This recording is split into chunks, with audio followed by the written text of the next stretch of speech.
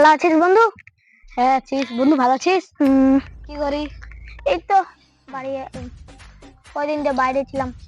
তোকে তো কদিন তো দেখা পাচ্ছি না, আমি কোথায় ছিলি রে? বললাম তো বাইরে গিয়েছিলাম। ও, কোন দিন বাড়ি আসলি? এই তো আজকে আসলাম। বন্ধু, প্রেম করিস কয়টা? করতে ছিলাম আগে 60টা।